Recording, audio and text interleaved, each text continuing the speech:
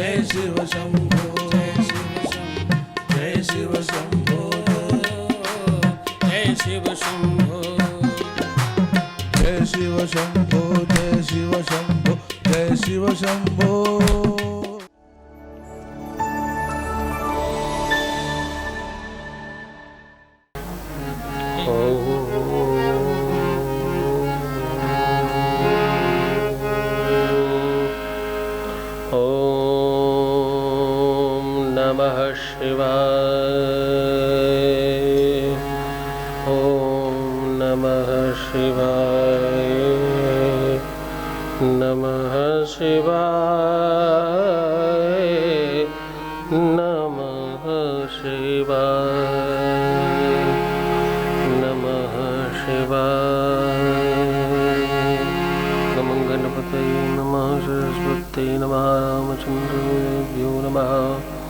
सीतावल्लभाय नमः श्रीकृष्णहृदे नमः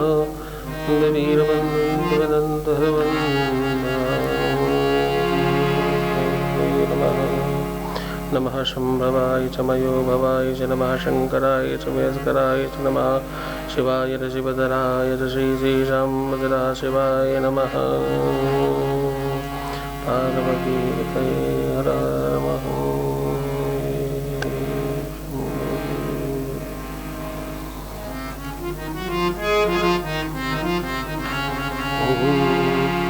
भोले बाबा भोले बाबा शंभू बाबा डमरू वाले को भोले बाबा शंभू बाबा डमरू वाले को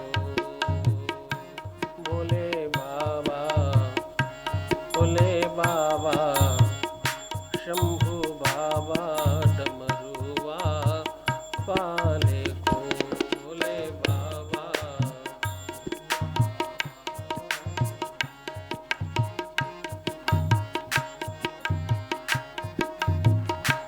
मेरा जाके संदेशा मेरा जाके संदेशा मेरा जाके संदेशा पहुंचा देना भोले बाबा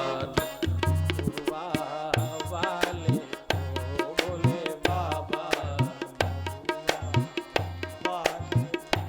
मेरा जाके संदेशा पहुंचा देना मेरा जाके संदेशा पहुंचा देना भोले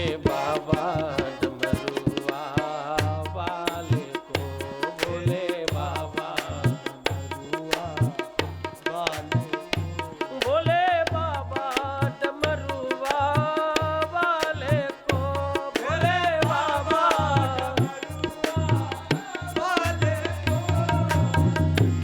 मेरा जाके संदेशा कह देना मेरा जाके संदेशा भोले बाबा डमरुआ वाले को भोले बाबा डमरुआ वाले को भोले बाबा डमरुआ वाले को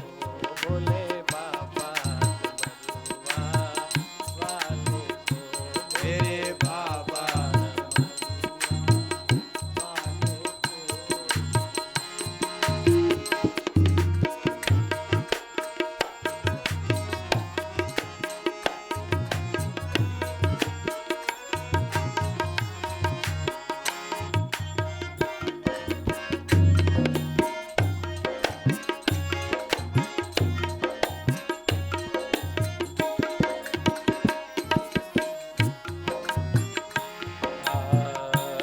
सतगुरु मैं करूं प्रार्थना सतगुरु मैं करूं प्रार्थना सतगुरु मैं करूं प्रार्थना सतगुरु मैं करूं प्रार्थना मेरे बाबा को डमरुआ वाले को मेरे बाबा को डमरुआ वाले को मेरे डमरुआ वाले को, मेरे बाबा को, डमरुआ वाले को जाकर कह देना, मेरे बाबा को कह देना, मेरे बाबा कह देना, भोले बाबा को कर कह देना, मेरे बाबा को जाकर कह देना, मेरे शंभू को जाकर कह देना, मेरे शंभू को जाकर कह देना, मेरे सतगुरु जी जाकर कह देना, मेरे सतगुरु जी जाकर कह देना। अब इसमें इतना ध्यान से सुनना, कहने वाला कौन है, संदेशा देने वाला कौन है, वो दूसरी लाइन में कहा जा रहा है। पहली लाइन में भोले बाबा को, डमरुआ वाले को, भोले बाबा को, डमरुआ वाले को जाकर कह देना, मेरे बाबा को जाकर कह देना, मेरा जाकर संदेशा कह देना, मेरा जाकर संदेशा कह देना, मेरा जाकर संदेशा कह देना, मेरा जाकर संदेशा कह देना, भोले बाबा को जाकर कह देना, भोले बाबा को जाकर कह देना, जाकर के कहना मैं दुख में भारी हूँ, जाकर के कहना मैं हो, जाकर के कहना मैं दुख में भारी हूँ, जाकर के कहना मैं हो, जाकर के कहना मैं दुख में भारी हूँ, जाकर के कहना दुखों में भारी हूँ, जाकर ये कहना मैं दुख में भारी हूँ, जाकर ये कहना दुखों में भारी हूँ, पूजा और पाठ निरंतर दे जारी हूँ, पूजा और पाठ निरंतर ये जारी हूँ, मेरी मन की ये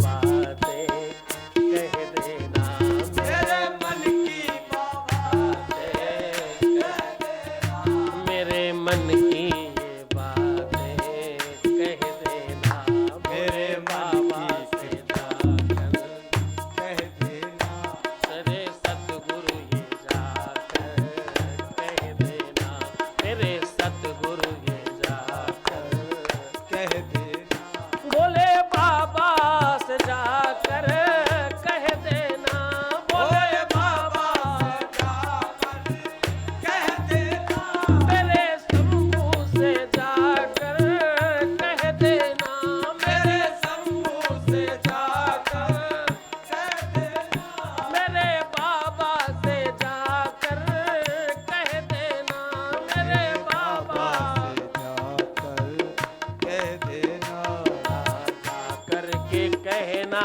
अब सहा नहीं जाता है, जाकर के कहना अब सहा नहीं जाता है, जाकर के कहना अब सहा नहीं जाता है, जाकर के कहना अब सहा नहीं जाता है, दुखों का, हाँ दुखों का भार अब रहा नहीं जाता है, दुखों का भार है रहा नहीं जाता है, दुखों का भार है रहा नहीं जाता है, दुखों का भार है रहा नहीं जाता है, करना कृपा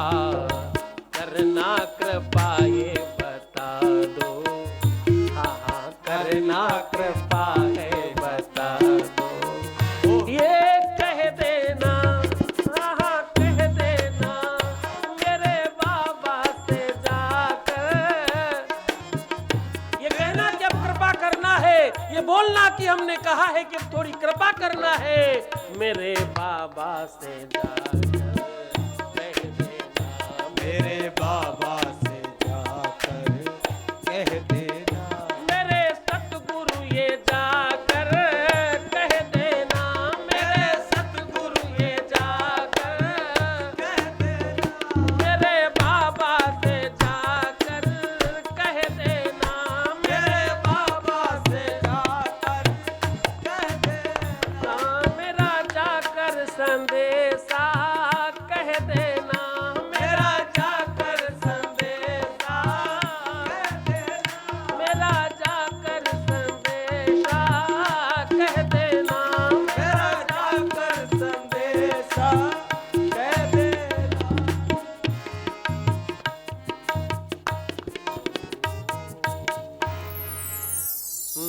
जाकर संदेशा कह देना।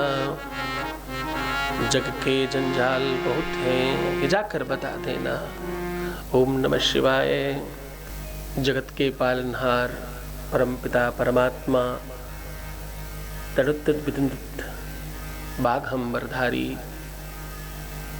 बशहा असवार पार्वती के स्वामी श्री विश्वनाथ भूत भावन महादेव की गाथा श्री मोक्ष शिवपुराण। इसका वाचन मुझ अधम से हो रहा है और समुपस्थित श्रोतावृंद, ममतामयी माताएं, स्नेह और वात्सल्य से भरी बहनें, बच्चियां, बेटियां, शिशुपाल, गोपाल, बंधु, सखा, मित्र, बुजुर्ग, श्रेष्ठजन और बुद्धिजीवी वर्ग, धनिकों में कुछ श्रेष्ठ लोग और श्रुतिवेद पाठी ब्राह्मण विप्र, जनमानस को निरंतर लाभान्वित करने वाले संत महंत, अमलात्मा, सिद्धात्मा, यति, मुनि, महंत इत्यादि,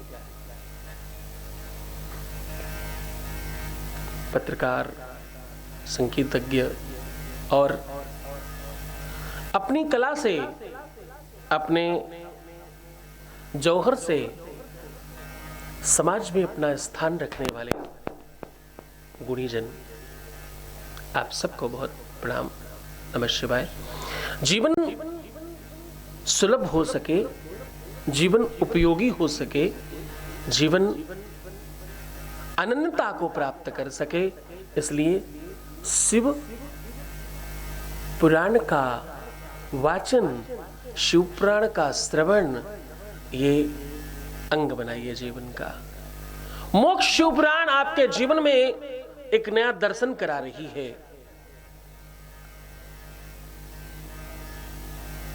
श्राद्ध कब करना चाहिए? श्राद्ध कर्म, तर्पण, मार्जन किन लोगों को करना चाहिए? क्या जिनके माता पिता नहीं हैं वही श्राद्ध कर सकते हैं? क्या श्राद्ध कर्म, तर्पण इत्यादि करने के लिए किसी तीर्थ में जाना चाहिए? और क्या गया जाने से पहले नियम, पद्धति, प्रमाण क्या होने चाहिए? शिव महापुराण अध्याय 27 और उपाख्यान आत्मोक्ष का।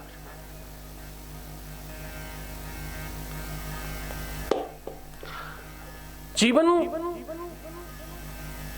कब सुलभ होता है, कब सरल होता है, कब आपके जीवन में सब चीजें बड़ी सहजता से, सरलता से प्राप्त होती हैं? तब जब आपके पूर्वज, आपके पितृ आपसे प्रसन्न होते हैं। इसका दूसरा प्रदर्शन, आपका सब सुलभ है और बड़े श्रेष्ठ आप जा रहे हैं, इसमें आपके पूर्वजों का बड़ा योगदान है।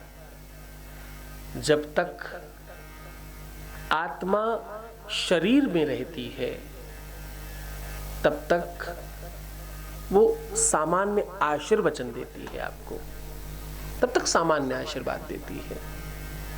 और जब वही आत्मा स्वधाम जाती है, इस लोक को छोड़ परलोक को जाती है, शरीर का त्याग कर मुक्त होती है, तो वही आत्मा सिद्धात्मा, श्रेष्ठात्मा और परमात्मा में विलीन होती है और आपको उसी आधार पर आशीर्वाद देती है। इसलिए अपने जीवन में सुख पाने वालों, सुख के आकांक्षी लोग, जिनको जीवन में कुछ चाहिए, उन लोगों को पितृतर्पण करना चाहिए और श्राद्ध में अपना योगदान देना चाहिए।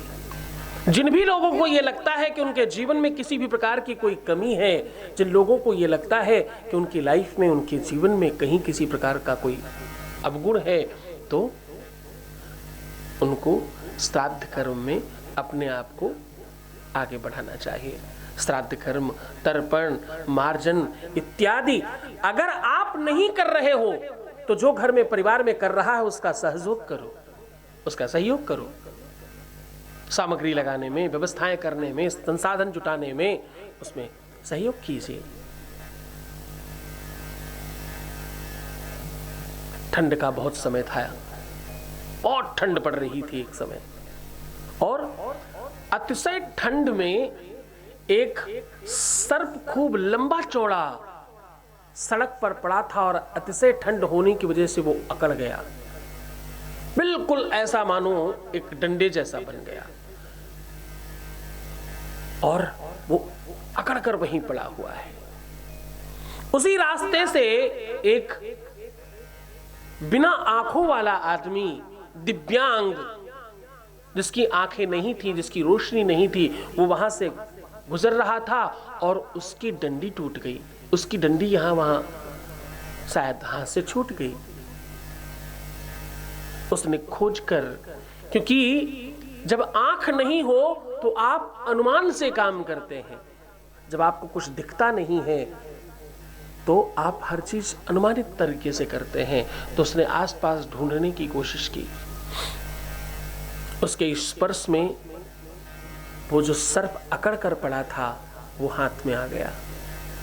उसने कहा ये तो बड़ा चिकना और बड़ा अच्छा डंडा मालूम होता है, इसके सहारे हम बड़े अच्छे से चल सकते हैं। उसने वो सर्प को डंडा समझकर हाथ में ले लिया और आगे चलने लगा। ये देखकर सामने एक आंखों वाला आदमी खड़ा था। उसने निवेदन किया, अरे भैया मेरी बात सुनो, ये जो तुमने हाथ में लिया है ये डंडा नहीं है, ये सर्प है, और ये अभी ठंड की वजह से अकड़ कर खड़ा है।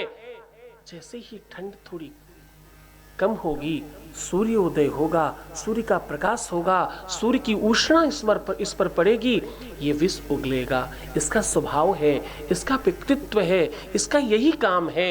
ये विष उगलता है और ये विष फेंकता है, ये विष डालता है और आपकी कदाचित मृत्यु हो सकती है। आप बचिए इससे, इसे छोड़ दीजिए। आप अपनी टूटी हुई छड़ी से, डंडी से, लाठी से भले काम चला लीजिए, लेकिन इसको छोड़ दीजिए। आप भले ही थोड़े अभाव में जीवन जी लीजिए, लेकिन इसे छोड़ दीजिए। हो सकता है कि आपको थोड़ी तकलीफ हो सकता है कि थोड़ी आपको समस्या हो बिना डंडी के, लेकिन ये डंडी आपका जीवन ले सकती है। थोड़ा अभाव में रहकर उस प्रभाव से बचने की कोशिश करो जो तुम्हारा पूरा जीवन समाप्त करने वाला है। मैं निवेदन कर रहा हूं, ये छड़ी छोड़ दीजिए, ये छड़ी नहीं है, ये सर्प है। उसने बहुत समझाया, बहुत सारी बातें बताई, बड़े सारे उदाहरण दे दे कर समझाया, लेकिन उस अंधे आदमी को तो वो छड़ी लग रही थी। आपने जिस बात को जो जैसा मान लिया है आपको वही दिखाई पड़ेगा। ध्यान से समझना, तुमने जो मान लिया है, तुम्हारी मान्यता सत्य को असत्य और असत्य को सत्य बना देती है। तुमने मान लिया है, ऐसा ही है। कभी कभी तुम दुख को सुख और सुख को दुख समझ लेते हो। बहुत सारे ऐसे लोग हैं जिनको ये समझाया जाए कि ये गलत है तो उनको वो बात गलत लगने लगेगी। बहुत सारे लोग हैं जिनको किसी संगति से बचाने की कोई कोशिश करे तो उनको वो इंसान बुरा लगने लग जाएगा।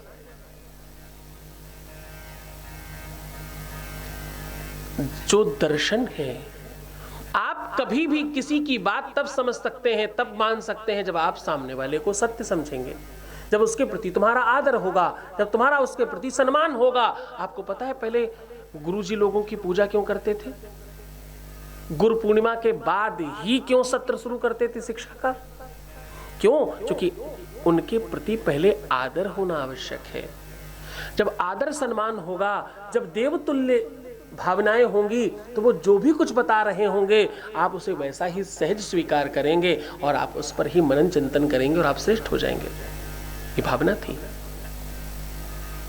उस आंख वाले व्यक्ति ने बड़ा समझाया, लेकिन उस अंधे के दिमाग में, मन मस्तिष्क में तो वो सत्य जाने को तैयार ही नहीं था, क्योंकि उसने एक असत्य को सत्य मान रखा था।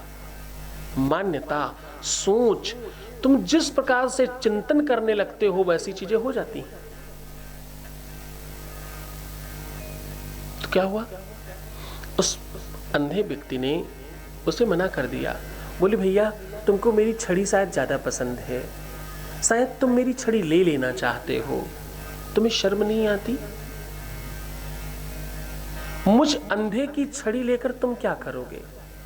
हाँ, तुम तो आंखों वाले इंसान हो, तुम तो ज्ञानी भी लगते हो, तुम तो समझदार भी लगते हो, तुम तो विद्वान भी लगते हो, फिर तुम मुझ अंधे के चक्कर में क्यों पड़े हो? भैया आंख वाले व्यक्ति हो तुम, आगे बढ़ो यार, अपना काम देखो, मुझ गरीब पर थोड़ी दया करो।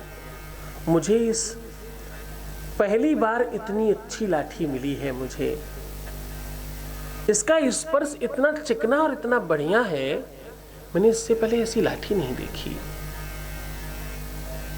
उस आंख वाले ने फिर समझाया, बाबा मृत्यु कभी कभी बड़ी सुंदर लगती है।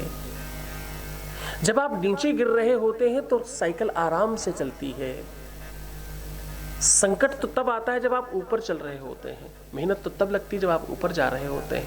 ये अच्छी लगने वाली चीज अच्छी है नहीं बाबा। अरे बोले भैया तुम मुझे माफ करो, इतनी बढ़िया लाठी मैंने अपनी लाइफ में देखी नहीं। क्या सुडौल लाठी है, ऊपर से मोटी है और नीचे से पतली है।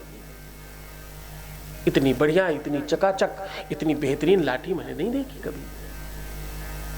तुम्हें मेरी लाठी से प्रेम लग रहा है, इसके प्रति तुम्हारा मोह लग रहा है, और मुझे 100% पता चल रहा है तुम इसे हड़प लेने वाले हो, इसलिए मुझे मेरे हाल पर छोड़ दो। बहुत समझा लेने के बाद भी वो अंधे व्यक्ति नहीं माने। थोड़ी दूर चले, कुछ धूप हुई और उस सर्प में धीरे धीरे जान आई। उस अंधे व्यक्ति ने सर्प का मुख हाथ में ही पकड़ रखा था और उस सर्प ने उसे डस लिया और वो मर गए। बहुत समझाने के बाद भी दूर बैठा वो व्यक्ति सिर्फ विलाप करता रह गया। क्या करता?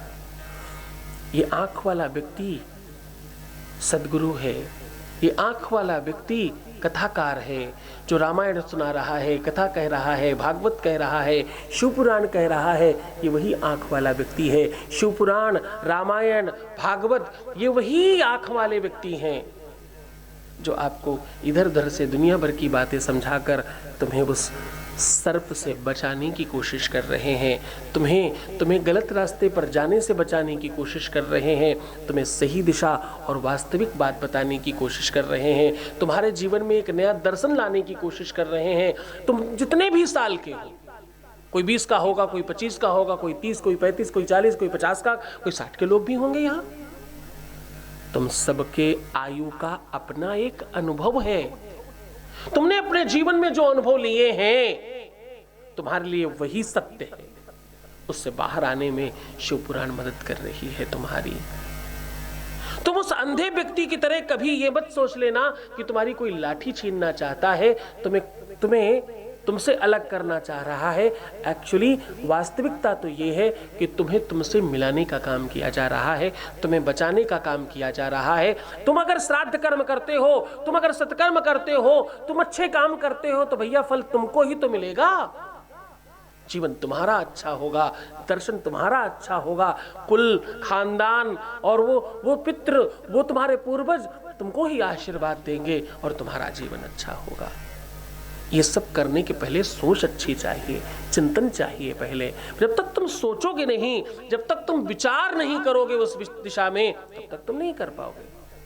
तुम कभी किसी के कहने पर केवल कर लेते हो, कभी दबाव में कर लेते हो, कभी घर परिवार वालों के कहने पर कर लेते हो, कभी तुम जब बस जबरदस्ती करना है जी, पता नहीं क्यों करते हैं लोग, भाई हम भी कर लेते हैं। नहीं नहीं नहीं नहीं नहीं, गलत बात। ये बोलकर भी तुम एक पाप और कर रहे हो, ये कहकर भी तुम अपने जीवन को और खराब दिशा में धकेल रहे हो। तुम्हारी ये बातें प्रकृति सुन रही है, ध्यान रखना।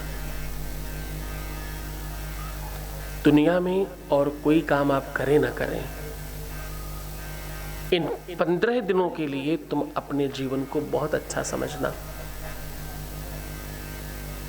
तुम्हारा विकास, तुम्हारा सामायिक विकास, सब तरफ से विकास, तुम्हारा अच्छा होना, तुम्हारा मूल्यवान होना, तुम्हारा धनवान होना, तुम्हारा सुखी होना, तुम्हारा समृद्धशाली होना, तुम्हारा बहुत बेहतर हो जाना, शारीरिक रूप से पुष्टता पाना और खूब बलवान हो जाना, खूब सुंदर और बेहतर दिखाई पड़ना, ये सब कुछ जड़ पर निर्भर करता है। पेड़ की सौंदर्यता, उसकी सुंदरता, उसका विकास उसकी जड़ में है। जड़ काट दो तो पेड़ सूख जाएगा। जड़ मतलब पूर्वज, जड़ मतलब तुम्हारे पितृ, जड़ मतलब तुम्हारे वो लोग जो अब तुम्हारे साथ नहीं है, पर उनकी आत्मा, उनकी सोच, उनकी प्लानिंग, उनका ही अंश हो तुम और सत्य मानो तो तुम तो अपने शरीर में केवल और केवल 17% हो। कितने हो तुम अपने शरीर में? सिर्फ और सिर्फ 17%। बाकी सब वो हैं तुम्हारे अंदर। उन्हीं का कुल है, उन्हीं का खानदान है, उनका ही नाम है, उनका ही सरनेम है, उनका ही गोत्र है, उनकी ही शिखा है, उनका ही सूत्र है, उनकी ही शाखा है, सब कुछ उनका है भाई। तुम तो सिर्फ 17% हो। 17% में लोग सिर्फ पास होते हैं, मात्र। ध्यान से समझना। सबसे फैसड्डी वाले लोग होते हैं जिनको सिक्योरिटी गार्ड वाली नौकरी मिलती है। अब तुम देखो तुम्हें क्या करना है। तुम अपने जीवन में श्रेष्ठता पाना चाहते हो तो अपने नंबर बढ़ाओ, और सबसे ज्यादा नंबर बढ़ते हैं पितृ पूजा से, पितरों को मानने से। हाँ, अरे यूं तो भरने को पशु भी पेट भर दे। तुम खाना खा रहे हो, तुम सो रहे हो, तुम जाग रहे हो, तुम टहल रहे हो, तुम थोड़ा बहुत काम कर रहे हो, ये तो पशु भी कर रहे हैं भाई। तुम क्या ही नया काम कर रहे हो? कहीं ऐसा तो नहीं मनुष्य रूपेण मृगाश्चरन्ति, रूप और स्वरूप तो मृग इंसान का है, प्रवृत्ति मृग जैसी, घास खाते घूम रहे हो। सिर्फ भोजन करने मत रहना इस धरती पर। सिर्फ सामान्य काम जो सब कर रहे हैं वो करने के लिए इस पृथ्वी पर मत रहना। धनानि भूमौ, शास्त्र कह रहा है, मैं नहीं कहता। सिर्फ भोजन करने के लिए मत रहना यहाँ। आहार निद्रा भय में तुनम चा सामान्य में तत् पशुभिर निराणाम ज्ञानाम हितेषाम अधिकम वसिष्ठम ज्ञाने नहीं ना पशुभिर समाना। ज्ञान ही तो श्रेष्ठ है, तुम्हारी भक्ति ही तो श्रेष्ठ है। शिव चरण में स्नेह रखने वालों, शिव को अपने हृदय में बसाने वालों, तुम्हारा ज्ञान, तुम्हारी भक्ति ही तो तुम्हारी श्रेष्ठता है। और वो ये कहती है कि तुम्हें श्राद्ध कर्म करना चाहिए, तुम्हें तर्पण करना चाहिए, तुम्हें अपने पितरों को मोक्ष का साधन बनाना चाहिए। आपको एक और खास बात बताऊं, कंप्यूटर में जितनी ज्यादा फाइल हो, कंप्यूटर उतना ही स्लो चलता है। क्या होता है? कंप्यूटर में जितनी ज्यादा फाइलें हैं, जितना ज्यादा लोड है, वो इतना स्लो चलता है। तो तुम्हारा जीवन स्लो होने का कारण कहीं बहुत सारी फाइल्स तो नहीं? तुम्हारी लाइफ में अव्यवस्थाओं का कारण, संकटों का कारण, विवादों का कारण, मुसीबतों का कारण, तुम्हारे जीवन में अव्यवस्थाओं का कारण, तुम्हारे जीवन में दुख का कारण कहीं बहुत सारी फाइल्स तो नहीं? उन फाइल्स को भगवान के पास समर्पित करते चलो, अपने पूर्वजों को मोक्ष दिलाते चलो, अपने पूर्वजों को बेहतर बनाते चलो। अपने मन को सुमार्ग बनाते चलो, अपने मन को सुमार्ग बनाते चलो, अपने मन को सुमार्ग बनाते चलो, अपने मन को सुमार्ग बनाते चलो, मन को सुमार्ग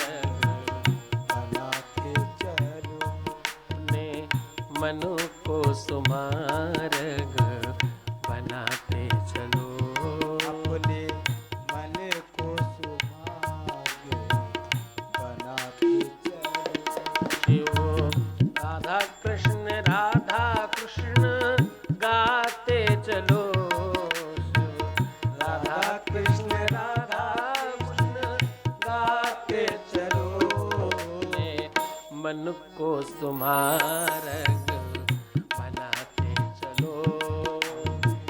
मन को बनाते मैं मन को सुमारग बनाते चलो। मन को बनाते चलो। सीताराम सीताराम सीताराम सीताराम गाते चलो। अपने मन को सुमारग बनाते चलो। मन को बनाते चलो। मन को सुमारग बनाते चलो। मन को सुमारग बनाते चलो। अपने मन को सुमारग बनाते चलो। मन को बनाते चलो। शिव शिव शिव शिव गाते चलो। शिव शिव शिव शिव गाते चलो। बाबा शंकर शिव शिव शिव गाते चलो। शंकर शिव शिव शिव गाते चलो। मन को सुमारग लगाते चलो। मन को बनाते चलो। अपने घर को तुम तीर्थ बनाते चलो। घर को तुम तीर्थ बनाते चलो। अपने पितरों को मोक्ष दिलाते चलो। अपने पितरों को मोक्ष दिलाते चलो। अपने पितरों को मोक्ष दिलाते चलो। अपने पितरों को मोक्ष दिलाते चलो। शिव शिव शिव शिव शिव गाते चलो।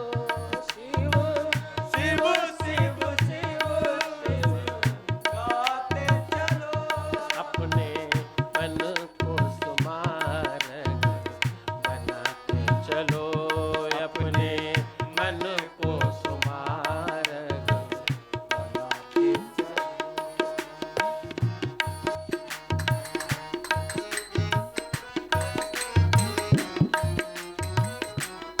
भक्तों तीर्थ में तीर्थ में जल को गिराते चलो। तीर्थ में जल को गाते चलो। तीर्थ को मन में बसाते चलो। तीर्थ को मन में बसाते चलो। शिव शिव शिव शिव शिव गाते चलो। शिव शिव शिव शिव शिव गाते चलो। शिव शिव शिव शिव गाते चलो। पितरों का तर्पण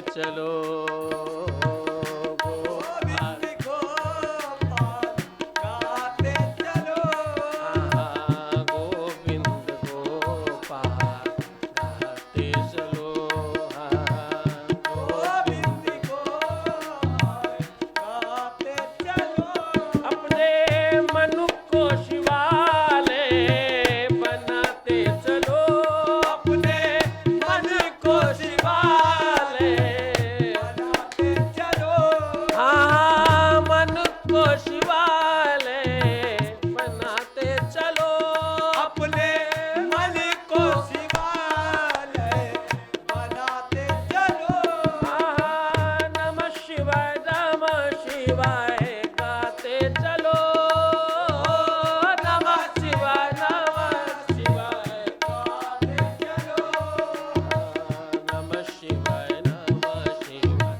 गाते चलो ओ नमः शिवाय गाते चलो नमः शिवाय गाते चलो नमः शिवाय गाते चलो नमः शिवाय चलो गाते चलो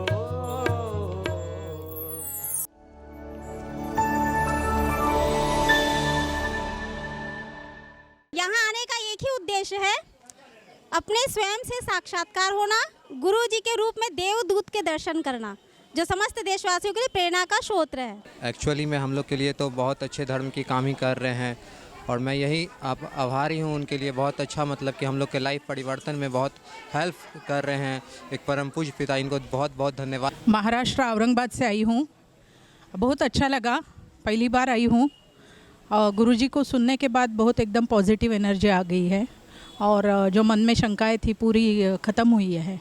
गुरुजी का प्रवचन सुन के मुझे बहुत अच्छा लगा, मैं बहुत अच्छा फील कर रही हूँ। मैं सबको यही कहना चाहूँगा कि स्वामी जी के दर्शन करें, दर्शन मात्र से ही फल प्राप्त हो जाता है। जय शिव शंभो जय शिव शंभो जय शिव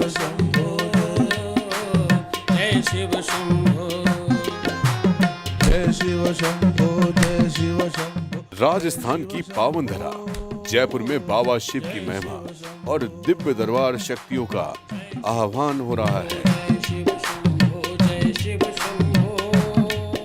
जब तुमने उसे पहली बार चाहा था तो मैं नहीं था, तुम बीच में आए और उसके बावजूद मैं कह रहा हूँ कि मैं तुम्हें दूंगा। तुम्हारे विश्वास पर मुझे मिलता।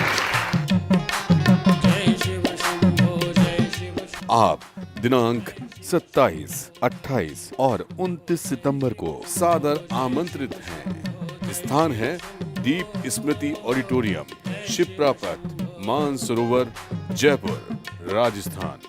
संपर्क करें, नंबर है 9936601255 9936601255। श्री सद्गुरुनाथ जी महाराज के प्रकल्पों में सबसे महत्वपूर्ण है आध्यात्मिक शिव नगरी की स्थापना एवं बाबा शिव की महिमा कथा एवं गौ सेवा, वृद्धा आश्रम, शिशु बाल विकास, अन्न क्षेत्र, भोजन वितरण, गरीब कन्याओं का विवाह, निर्धनों को रोजगार की व्यवस्था के साथ साथ हॉस्पिटल, योग्य क्षेत्र, आयुर्वेद धाम, ध्यान भवन, सत्संग भवन, सेवा धाम, विश्रामालय, वेद विद्यालय एवं संग्रहालय, अनुसंधान भवन, रिसर्च सेंटर, ग्रंथालय और 27 नक्षत्रों के वृक्ष, भव्य प्रेमेश्वर महादेव की प्रतिमा, शिव परिवार मंदिर का भी निर्माण किया गया है। आपका संस्थान पूर्ण प्राकृतिक वातावरण, हरियाली और शांत प्रदायक क्षेत्र में स्थित है। यहाँ हजारों लोगों को भगवान शिव की भक्ति से जोड़ने के साथ साथ सतमार्ग पर चलना भी सिखाया जाता है। यहाँ वेद, वेदांग, पुराण, शास्त्र, ज्योतिष, आयुर्वेद इत्यादि पर रिसर्च के साथ साथ शिक्षा का भी प्रबंध है। यहाँ रहने का अनुभव वैसा ही है जैसे शिव भक्त रहना चाहते हैं। आप इन प्रकल्पों से जुड़ने के लिए, दान के लिए संपर्क करें 9936601255। अधिक जानकारी के लिए 8447832114। अपने मन को शिवालय पितरों को तर्पण।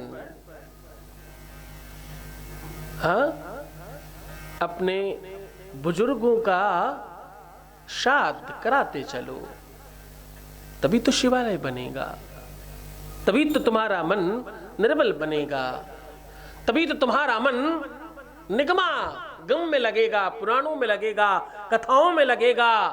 अपने मन को सुमार्ग में लगाओगे ही तब भैया तुम्हारा मन शिवालय बनेगा ही तब।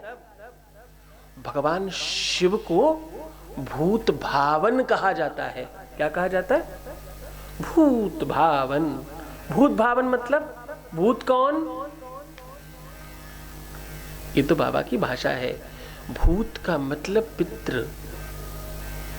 जो पितरों से सबसे ज्यादा स्नेह करता है देवता, उसका नाम भगवान शिव है।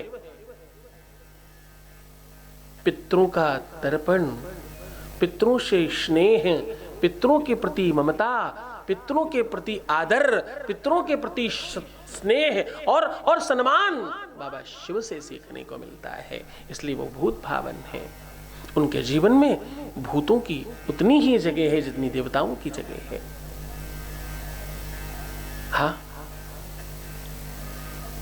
जिनको कोई नहीं पूछता, जिनका कहीं कोई स्थान नहीं है, वो सब बाबा के अपने चरणों में स्थान पाते हैं। तो बाबा से प्रार्थना करो, शिव से प्रार्थना करो कि वो तुम्हारे पूर्वजों को भी अपने चरणों में स्थान दें और आप तर्पण करो, आप मार्जन करो, आप श्राद्ध कर्म करो, आप गया जी आकर के स्नान करो और यहाँ तीर्थ में आकर के पूजा करो। हाँ? क्योंकि ये कर्म तुम्हें और श्रेष्ठ बनाएगा। ये कर्म तुम्हारे जीवन में तुमको, तुम्हारे बच्चों को, तुम्हारे परिवार को, तुम्हारे कुटुंब को, तुम्हारे अपनों को, तुम्हारे स्वजनों को, सबको बड़ा बनाएगा। तुम अच्छे होना चाहते हो, तुम धनवान होना चाहते हो, तुम खूब बढ़िया बनना चाहते हो, तो ये भावना गलत नहीं है। इस भावना के लिए जो करना है वो तुम कर नहीं रहे, इसलिए सफल नहीं हो पा रहे। भूत भावन से प्रार्थना करो, भगवान शंकर से प्रार्थना करो, भगवान शिव से प्रार्थना करके श्राद्ध करो, आपका श्राद्ध सफल होगा। जिस वर्ष आपके घर में किसी की मृत्यु होती है, उस साल आपके घर श्राद्ध नहीं भी किया जाए तो बहुत बड़ी आपत्ति नहीं है, ऐसी मान्यता है। और एक बात और समझिए, जिन लोगों के घर में किसी की मृत्यु हो गई है और उनकी अगर वर्षी कर दी गई है तत्काल, तो शिव पुराण कहती है कि उन्हें श्राद्ध करना चाहिए, क्योंकि आपने जो वर्ष पर्यंत काम करने वाला है वो तो पहले ही कर लिया है। तो अब वो पहला वाला वर्ष आपका पहला वर्ष नहीं माना जाता, तो आप पहले साल भी कर सकते हो। पहले साल, तीसरे साल आपके पूर्वजों को पूर्वजों में मिलाया जाता है, एक पद्धति है। उसके बाद आपका पितृ तर्पण श्राद्ध उनको लगने लगता है, ये मान्यता है। ये काम पहले साल भी कर सकते हैं और तीसरे साल भी कर सकते हैं। पहले और तीसरे नहीं किया तो पांचवें कर सकते हैं, पांचवें में नहीं किया तो सातवें में कर सकते हैं। या भैया जब याद आ जाए तब कर लो, माफी मांग लो, क्षमा मांग लो, बाबा शिव से प्रार्थना कर लो, सब ठीक हो जाएगा। लेकिन श्राद्ध कर्म जरूर करना। श्राद्ध कर्म करना आपकी नैतिकता, आपका धर्म और आपका संस्कार और आपका स्वाभिमान है। इसे करते रहना सनातन की सुरक्षा के लिए। हाँ, सनातन की सुरक्षा और रक्षा के लिए, सनातन को और बलिष्ठ करने के लिए, हिंदुत्व को स्थापित करने के लिए आपको ये काम करना चाहिए। मैं व्यास मंच से, व्यासपीठ से निवेदन करता हूं सामाजिक संस्थाओं को जो हिंदुत्व के लिए आगे बढ़ चढ़ कर बड़ा काम करते हैं, उनको श्राद्ध कर्म के लिए भी लोगों को जागृत करने के लिए प्रयास करना चाहिए। इस दिशा में भी प्रयत्न करना चाहिए। इस दिशा में भी अगर प्रयास और प्रयत्न किया जाएगा, इससे बहुत सारे हिंदुओं के जीवन में नवीनता आएगी और वो हिंदुत्व को और अच्छी तरीके से समझ पाएंगे और गहराई से और नजदीक से समझ पाएंगे।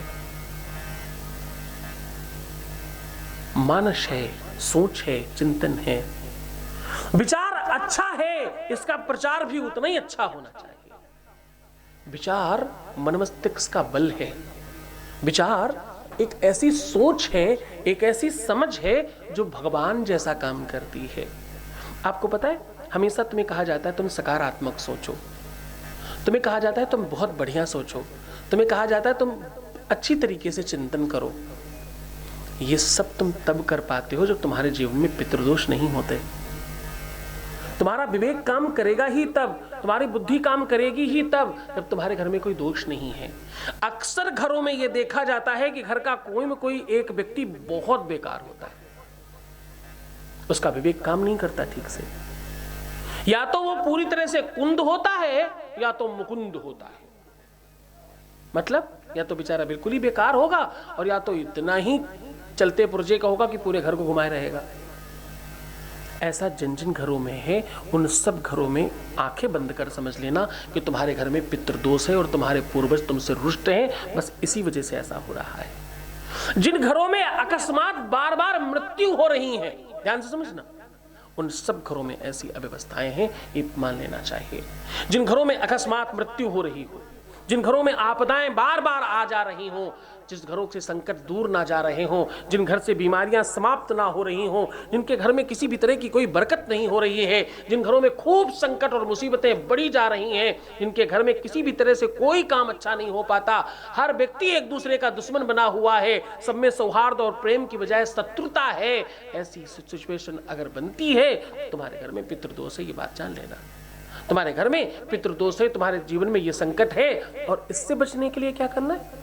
इससे बचने के लिए तुम्हें भगवान शिव की पूजा करनी चाहिए और पितृतर्पण करना चाहिए, श्राद्ध करना चाहिए। और ये सब भी अगर आप नहीं कर पाए तो कम से कम अपने घर में अमावस्या को 5 अमावस्या 5 ब्राह्मणों को निरंतर खिलाएं। ऐसा करने से इस प्रकार के दोषों में थोड़ी कमी आती है, थोड़ा आप सहजता से जीवन निकाल पाते हैं। और अगर तुम्हें ऐसा लगता है कि तुम जानते हो कि तुम्हारे जीवन में बड़ा पितृदोष है, बड़ी दोष है, तुम्हें लगता है पूर्वज भी रुष्ट होंगे, पितृदोष भी हो सकता है, संकट बड़े हो सकते हैं, मुसीबतें बड़ी हो सकती हैं, पर तुम्हारे घर वाले नहीं मानने को तैयार हैं, तुम अकेले इस बात को जानते हो और तुम में इतना बल नहीं है कि तुम ये कर सको, तो क्या करें? पंडित त्रयोदशी को लावे, ध्यान पूर्वक होम करावे। हाँ, त्रयोदशी यानी प्रदोष के दिन यज्ञ करवाइए, हवन करवाइए। घर में नहीं हो सकता, मंदिर में कराइए। ऐसा करने से भी पितृदोष समाप्त हो जाता है, पितरों को शांति मिलती है। जितने भी प्रकार के सत्कर्म है ना, जितने भी प्रकार के धर्म हैं, खास तौर से शिव महापुराण का वाचन करवाने से, जिसके घर में बहुत बड़ा पितृदोष हो, जिसके घर में संकटों का अंबार हो, सब कुछ करने के बाद भी ठीक नहीं हो रहा हो, गया जी जाने के बाद भी जिसका कुछ भी ठीक नहीं हुआ है, उसे एक बार अपने घर में शिव महापुराण करानी चाहिए। कराते ही फायदा होगा। शिव महापुराण की महिमा है, बाबा का बल है ये।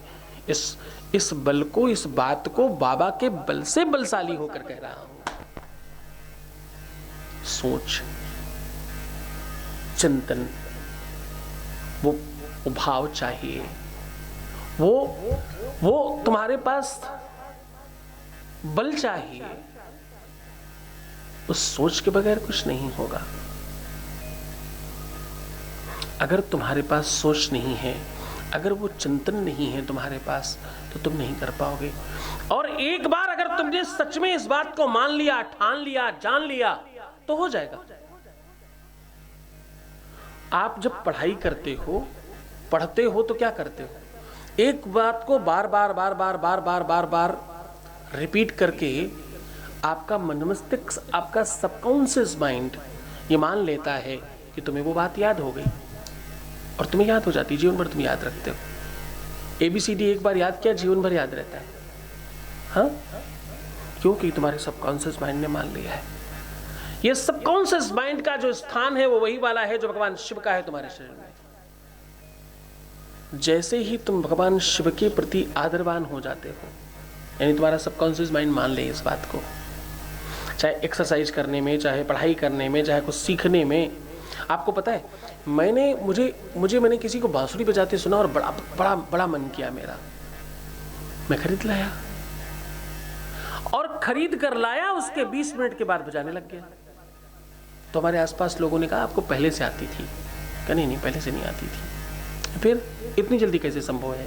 इतनी देर में तो लोग पू पा नहीं कर पाते, वो टू टा टा टा निकलता है ना आवाज, बोले वो तक नहीं होता, आपसे बजने कैसे लगी? मैंने कहा देखो ये सब कमाल सबकॉन्शियस माइंड का है, मान्यता का है। लोग सीखते सीखते ये मानते हैं कि मैं बजा पाऊंगा। मैंने जब खरीदा था मुझे लगता था मैं बजा सकता हूं, और उस समय से ही मैंने ये मानना शुरू कर दिया, अंदर अंदर अभ्यास किया।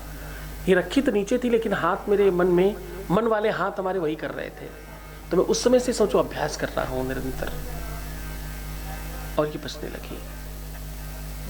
अच्छी और बुरी का मतलब नहीं है, जितना ज्यादा अभ्यास करेंगे, करत करत अभ्यास के जड़ मत हो त सुजान, रसरी आवत जात से सिल पर परत निशान। सिल मतलब पत्थर। रस्सी जैसी कोमल चीज अगर पत्थर पर अपना निशान बना सकती, कभी आपको कुआं देखने का मौका मिले तो देखिएगा, तो कुएं नहीं है, पहले थे। करत करत अभ्यास के जड़ मतलब एकदम मूर्ख। बोले एक राजा हुए जड़ भरत, उनको उनके घर वाले सिर्फ इसी बात के लिए घर से निकाल दिए कि ये जड़ है, ये मूर्ख है, ये किसी काम का नहीं। उनके घर वालों ने कल बताया था ना, उनके घर वालों ने उनको खेत में अनाज बताने के लिए भेजे, और उन्होंने क्या करना शुरू कर दिया? राम जी का खेत है, राम जी की चिड़िया, राम जी का खेत है, राम जी की चिड़िया, खाओ भर पेट सब अनाज बहुत बढ़िया, राम जी का खेत है, राम जी की चिड़िया, राम जी का खेत है, राम जी की चिड़िया, राम जी का खेत है, राम जी की चिड़िया, राम जी का खेत है, राम जी की चिड़िया, हाँ हाँ राम जी का खेत है, राम जी की चिड़िया, राम जी का खेत है, राम जी की चिड़िया, खाओ भर पेट सब नाज बहुत बढ़िया, राम जी का खेत है, हाँ राम जी का खेत है। तो राम जी का सब है भैया, खूब खाओ खूब खाओ। उनको बचाने भेजा गया तो उन्होंने सब खिला डाला। हाँ, एक संत हुए, उन संत का काम था जहां भी देखते वहां भगवान उन्हें दिखाई पड़ने लगते। नामदेव जी, कभी कुत्ते में देखा, कभी आग में देखा, कहीं भी देख लेते। उनके घर में आग लगी, लोग बचाना चाह रहे थे और वो सामान उठा उठा के आग पे फेंक रहे थे। लो जी आग, लो जी भगवान ये भी खा लो, लो जी भगवान ये भी खा लो, सब फेंक रहे। कुछ लोगों ने उनका बिस्तर बचा लिया और बोले, महात्मा मैंने आपका बिस्तर बचा लिया है। बोले कहाँ है? बोले ये, उठाया आग में डाल दिया। लो प्रभु सो जाओ इसमें, वो भी जला दिए। गांव वाले बोले पागल है यार, ये जड़ है ये, और उन्हें गांव से निकाल दिया। रात में खूब ठंड में ऐसे ही छोड़ दिया। सुबह जब आए तो देखा खूब बढ़िया महल जैसी कुटिया बनी है और बढ़िया मखमल सा बिस्तर लगा है। तो बोले किसने बनाया? तो बोले भाई राम जी का खेत है, जिन्होंने किया है, जिनका है ये, जिनको दिया तो वापस दे गए उनको। बोले आप ही रखो, आप ही का है ये, तुम्हारा भाव। तो बोले जड़ जैसा जो है, सिल पर परत निशान, जड़ जो बिल्कुल मूर्ख है, उस पर भी भगवान की कृपा होती है। ईश्वर को मानो उस भाव में। तुम्हारी चेतना, तुम्हारा सोच, तुम्हारा चिंतन अगर उस रूप में हो जाए। अमेरिका में एक बार एक रिसर्च हुआ, एक रिसर्च किया गया। उस रिसर्च में, उस अनुसंधान में एक ऐसे कैदी को लिया गया जिसे दूसरे दिन मृत्यु दी जानी थी, फांसी दी जानी थी। ऊपरी अदालतों से किसी तरह से इस बात की अनुमति लेकर ये अनुसंधान किया गया। उस कैदी को कहा गया कि भाई तुम्हें कल फांसी में चढ़ाया जाना था, कल फांसी से मारा जाना था, कल नहीं आज मारा जाएगा तुम्हें, और फांसी से नहीं, तुम्हें इस सर्प से कटवा के मारा जाएगा। एक सर्प सामने छोड़ा गया, उस सर्प की पूरी डॉक्यूमेंट्री दिखाई गई। इस सर्प में इस प्रकार का जहर पाया जाता है। ये सर्प काटे इतने सेकंड्स के बाद शरीर में इस स्पीड से ये जहर फैलता है और यहाँ इन अंगों में जाता है और इस प्रकार से ये विस्फोट करता है। इस जहर की स्पीड इतने घंटे, इतने मिनट, इतने प्रति किलोमीटर की रफ्तार है। कई लाख, हजार किलोमीटर प्रति घंटे की रफ्तार बताई गई उस जहर की। उस पूरा का पूरा विश्लेषण उसके सामने रखा गया। ये सर्प काटता है तो इतना पेन होता है, इतना दर्द होता है, यहाँ दांत गड़ाता है, इतने बड़े दांत हैं, दांतों का साइज ये है और इतनी जल्दी चुभ जाता है, इतने सेकंड के अंदर ये मांस में चुभ कर अंदर पहुंचकर जहर डाल देता है। सारी बात बताई गई और उनके सामने सांप को छोड़ दिया गया। सर्प जा रहा है उनके पास। सांप जब उनके पास पहुंचने वाला हुआ तो सर्प को उठा लिया गया और उनकी आंखें बंद कर दी गई, क्योंकि मृत्यु देखी नहीं जाती। जब भी किसी को मृत्यु देते हैं सरकारी पद्धतियों में तो उसका सर ढक देते हैं, आंखें बंद कर देते हैं। सांप को उठाकर आंखें जैसे बंद की गई, सांप को उठाया गया और बगल में बैठा व्यक्ति 2 सुई हाथ में पकड़ बैठा था और उसे चुभा दिया उसने पैर में।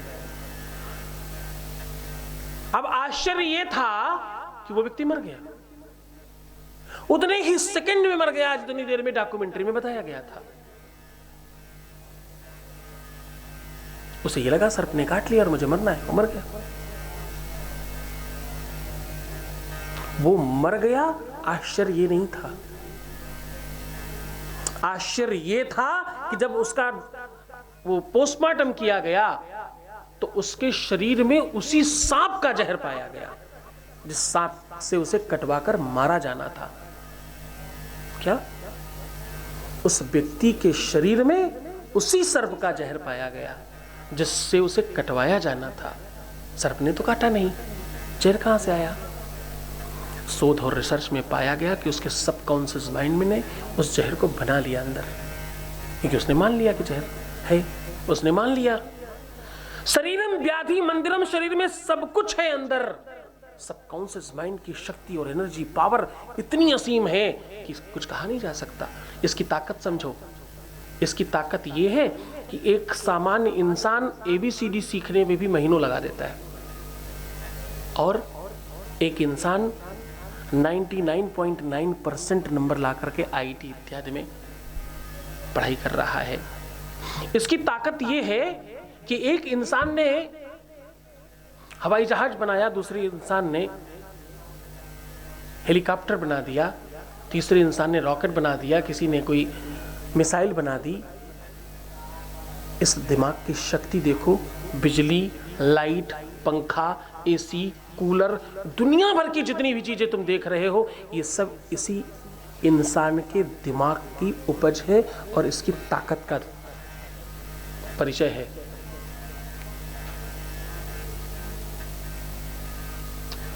इस परिचय के आधार पर आप समझो कि तुम्हारा सबकॉन्शियस माइंड कितना ताकतवर है।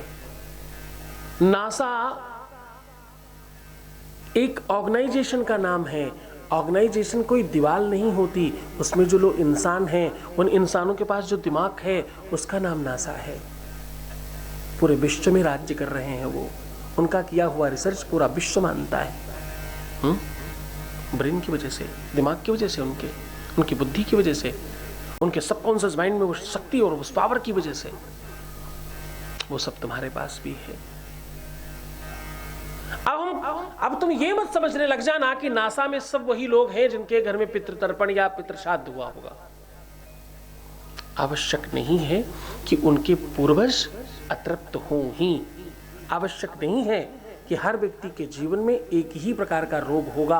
आवश्यक नहीं है कि बीमारी सबको एक जैसी लगेगी। आवश्यक नहीं है कि सब एक ही बात से पीड़ित होंगे। आवश्यक नहीं है कि पूरा का पूरा मेडिकल स्टोर अपने घर में रख लेने से कोई बीमार नहीं पड़ेगा। आवश्यक नहीं है। कि तुम्हें बीमारी कुछ भी हो और तुम दवाई कोई भी खा लो तुम ठीक हो जाओगे। आवश्यक ये है बीमारी को समझकर तुम्हें दवाई खाने से तुम स्वस्थ होते हो, होते रहे हो और होते रहोगे। ये सत्य है। तुम्हारे जीवन में परिवर्तन का एक ही लक्षण है, तुम्हारे जीवन में परिवर्तन का एक ही स्वरूप है। तुम खुद को जानो, तुम खुद को पहचानो। तुम अगर खुद को समझोगे, अपनी निजता को जानोगे, अपने संस्कारों को समझोगे, अपनी संस्कृति को समझोगे, अपनी पद्धति को समझोगे, तो तुमसे बड़ा कोई नहीं हो सकता। आज पूरा का पूरा विश्व, अपितु जो यूरोप के लोग हैं वो भी तुम्हारी संस्कृति से प्रलोभित होकर के आपके रंग में रंग रहे हैं। आप विदेश जाइए, मैं पीछे लंदन गया, मैंने देखा सड़कों पर खड़े होकर के लोग हरे कृष्णा हरे राम, वो हरे कृष्ण हरे राम नहीं कह पा रहे हैं, फिर भी सबको लुभा रहे हैं। तुम तो उसी भाषा में पैदा हुए लोग हो, वो तुम्हारी भाषा का प्रयत्न कर रहे हैं जिन्हें अभ्यास नहीं है। उनको अभ्यास है हम वेरी फाल्तू स्टाइल, उनका आदत अलग है, तुम्हारा आदत अलग है, तुम्हारी टंक अलग है, उनकी टंक अलग है। वो हरे कृष्ण हरे राम कहते हैं, तुम हरे कृष्ण हरे राम कहते हो। तुम्हारी टंक में स्पष्टता है, तुम संस्कृतज्ञ हो, तुम अपनी चीज को जानते हो। तुम्हारे पूर्वजों ने तुम पर कृपा करके हरे कृष्ण हरे राम कहना बता रखा है। तुम अपनी संस्कृति पर गर्व करो और अपने पूर्वजों का श्राद्ध करो। ओ शंभू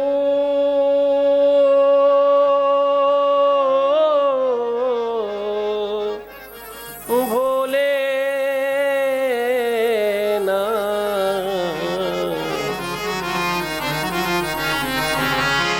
तेरे चरणों में सर को झुकाए हुए बाबा सुनना हमारी विनय, बाबा सुनना हमारी विनय। तेरे चरणों में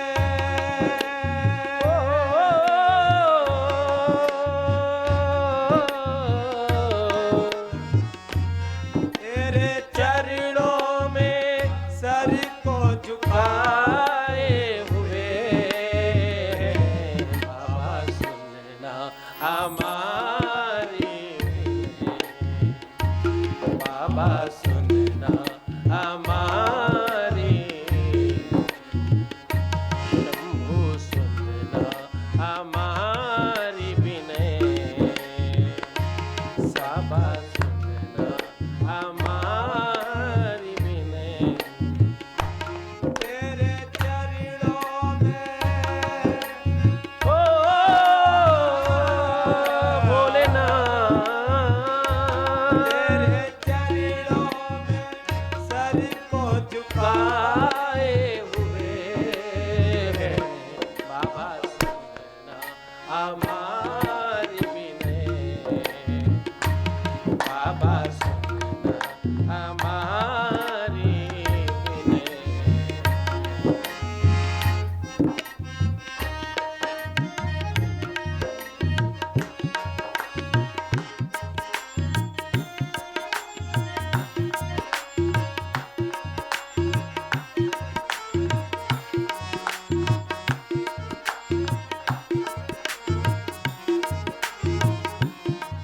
जानू नहीं पूजा पाठ नहीं कोई मंत्र, जानू नहीं पूजा पाठ नहीं कोई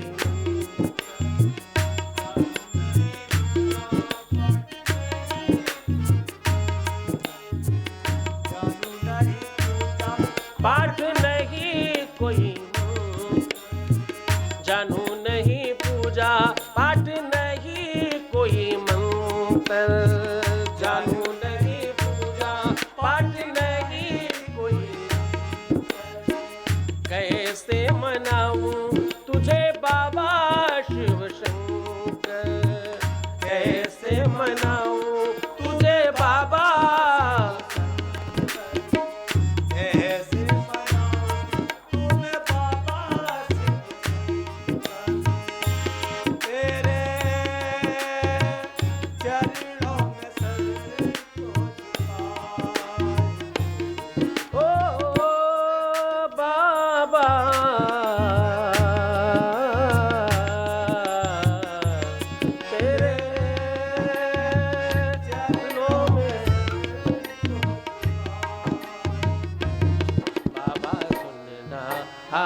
हमारी विनय,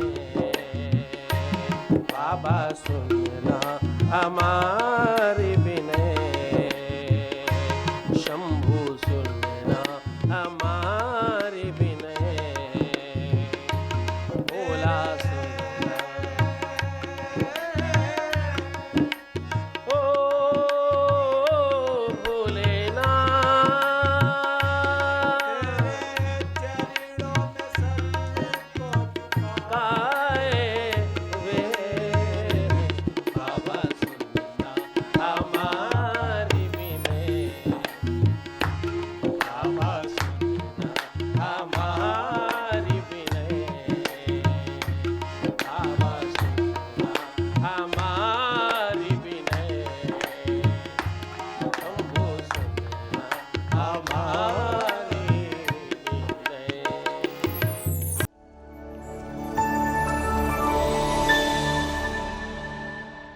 गुरु जी जैसे अपन भक्ति करते हैं, उस भक्ति के माध्यम से अपने को ऐसा लग रहा है कि वाकई में गुरु जी के माध्यम से कई समस्याएं लोगों की दूर हो रही हैं। श्री चरणों में सशत नमन करते हुए आज मैंने उनका जो प्रोग्राम देखा और उनके जो वाणी सुनी, आज मंत्रमुग्ध हो गए हम। मतलब मुझे बड़ा अच्छा लगा गुरु जी के वाणी सुन करके, और ऐसा लगा कि बाकी सत्य में धारा में सत्य है, और गुरु जी से बहुत मिलकर बहुत अच्छा लगा। मुझे बहुत बहुत आभार। और मेरे को बहुत प्रसन्नता हो रही है, मेरे हर काम धीरे धीरे सब हो रहे हैं, मेरे को विश्वास होता जा रहा है। गुरुजी के प्रोग्राम में गुरुजी से मिलके बहुत अच्छा लगा।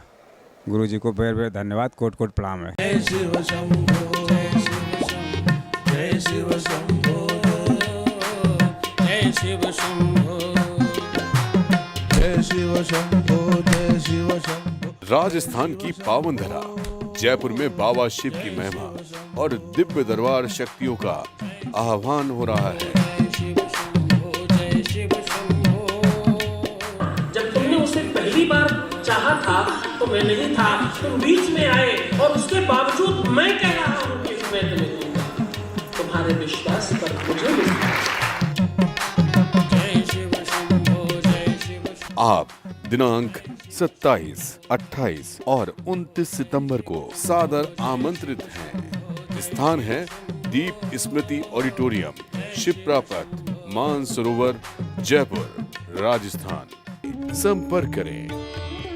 नंबर है 9936601255, 9936601255। श्री सद्गुरुनाथ जी महाराज के प्रकल्पों में सबसे महत्वपूर्ण है आध्यात्मिक शिव नगरी की स्थापना एवं बाबा शिव की महिमा कथा एवं गौ सेवा, वृद्धा आश्रम, शिशु बाल विकास, अन्न क्षेत्र, भोजन वितरण, गरीब कन्याओं का विवाह, निर्धनों को रोजगार की व्यवस्था के साथ साथ हॉस्पिटल, योग्य क्षेत्र, आयुर्वेद धाम, ध्यान भवन, सत्संग भवन, सेवा धाम, विश्रामालय, वेद विद्यालय एवं संग्रहालय, अनुसंधान भवन, रिसर्च सेंटर, ग्रंथालय और 27 नक्षत्रों के वृक्ष, भव्य प्रेमेश्वर महादेव की प्रतिमा, शिव परिवार मंदिर का भी निर्माण किया गया है। आपका संस्थान पूर्ण प्राकृतिक वातावरण, हरियाली और शांत प्रदायक क्षेत्र में स्थित है। यहाँ हजारों लोगों को भगवान शिव की भक्ति से जोड़ने के साथ साथ सतमार्ग पर चलना भी सिखाया जाता है। यहाँ वेद, वेदांग, पुराण, शास्त्र, ज्योतिष, आयुर्वेद इत्यादि पर रिसर्च के साथ साथ शिक्षा का भी प्रबंध है। यहाँ रहने का अनुभव वैसा ही है जैसे शिव भक्त रहना चाहते हैं। आप इन प्रकल्पों से जुड़ने के लिए, दान के लिए संपर्क करें 9936601255। अधिक जानकारी के लिए 8447832114। अपनी संस्कृति पर गर्व करो, अपने पूर्वजों का श्राद्ध करो और अपना जीवन उत्कृष्ट करो। जीवन के संकटों को समाप्त करो। बुरे कर्म करना बंद नहीं हो सकते, पाप होने बंद नहीं हो सकते। जान के अनजान के, सोते में, जगते समय, जाने कितनी सारी चीजें हमारे जीवन में हो रही हैं। हम सब तो नहीं अवरोधित कर सकते, सांसारिक लोग हैं हम। हमसे होते हैं पाप, हमसे होती हैं गलतियां, हमसे होती हैं बुराइयां, हमें हैं बड़ी कमियां। इस बात को हम मानते हैं, लेकिन इन बुराइयों से बचने के लिए भी हम प्रयत्न कर रहे हैं। हमें बड़ा पता है अभी बातचीत शुरू हो जाए तो कम से कम कई घंटों तक चलेगी लोगों को। एक बार अभी आप लोगों में से बीच में बैठकर मैं यहाँ से उठकर उधर आऊं और आपके बीच में बैठकर प्रपंच करना शुरू करूं कि आजकल सब बड़ा मिलावटी मिलता है, खान पान बिल्कुल ठीक नहीं है, तो अभी तुम में से कितने ज्ञानी मुझे ज्ञान देना शुरू कर देंगे तत्काल। हाँ, रिफाइंड में ये मिलता है, उसमें वो मिलाया जाता है, चीनी में साफ करने के लिए फलाना केमिकल डालते हैं, दिमागी चीज़ डालते हैं और जाने क्या क्या। साबुन सोप से लेकर के शैम्पू, और वो शैम्पू के बाद क्या लगाते हैं जिससे बाल थोड़े ठीक होते हैं, कंडीशनर। हाँ, वो तुम्हारे दांत धोने वाली सामग्री दंतकांति। हाँ, थोड़ा थोड़ा कहते चलो, कब का ध्यान रखना है। तो दंतकांति, फिर क्रीम, पाउडर, लाली, लिपस्टिक इत्यादि। यहां तक कि कपड़े, कुछ वीडियोस में दिखाया गया जिसकी मिलावट की संभावनाएं थोड़ी कम हो सकती थीं, गोभी बंधा समझते हो? एक तो फूल गोभी होती है, एक पत्ता गोभी होती है।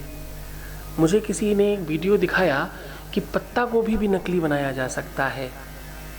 तो हमने कहा अब तो इंसान ही नकली बनाना बाकी बचा है, बाकी तो सब बनने लगा है। चावल, सब्जी, फ्रूट, फल, खाने की, पीने की, रहने की, सोने की, बेडशीट, सब नकली, सब नकली। अरे इतना सब कुछ नकली में कुछ तो असली रखो। इन सब नकली संसाधनों में तुम्हारी साधना असली है, तुम्हारे भगवान के साथ संबंध असली है, शंकर के साथ तुम्हारा रिश्ता असली है, बाबा के साथ तुम्हारा नाता असली है। इसे असली रखना, इसे नकली मत होने देना। जितना हो सके उतना हृदय को और आत्मा को असली रखने की कोशिश करना। हमारे पूर्वज कहा करते थे, कंकड़ पत्थर भी खाएंगे तो पच जाएगा, कुछ असली नकली नहीं होता, बनने दो। तुम्हारा शंकर पर विश्वास अगर असली है, तुम्हारा शंकर पर अगर यकीन असली है, भरोसा असली है, तो कोई नकली चीज तुम्हारा कुछ बिगाड़ नहीं सकती। आनंद से रहिए। क्या बंद करेंगे भाई? परफ्यूम नहीं लगाएंगे, सेंट नहीं लगाएंगे, खाना नहीं खाएंगे, रोटी नहीं खाएंगे, भोजन नहीं करेंगे। क्या नहीं करेंगे? दूध नकली, पेप्सी नकली, हर चीज नुकसानदायक है। क्या करें? कोरोना के बाद तो हवा भी नकली लगने लगी है। अब क्या करें? अब कहां जाएं? जीवित तो रहना है ना साहब। पानी नकली, अभी तो आरओ लगाते हो असली बनाने के लिए उसको। सब नकली असली छोड़ो, असली असली को पकड़ने की कोशिश करो। असली एक ही चीज है, वो है हमारा बाबा, हमारा शिव। शिव को बाबा क्यों कहते हैं मालूम?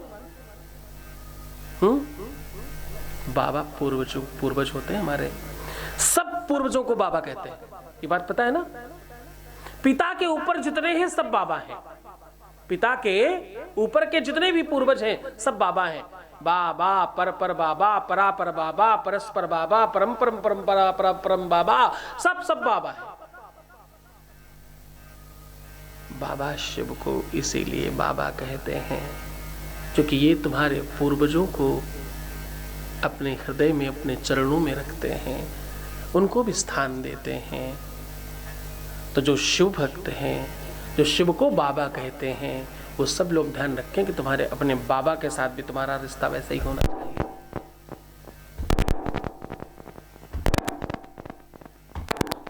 क्या हिल रहा है? हिलने भर से कड़कड़ा रहा है। अच्छा, ये वाला कम लगा था।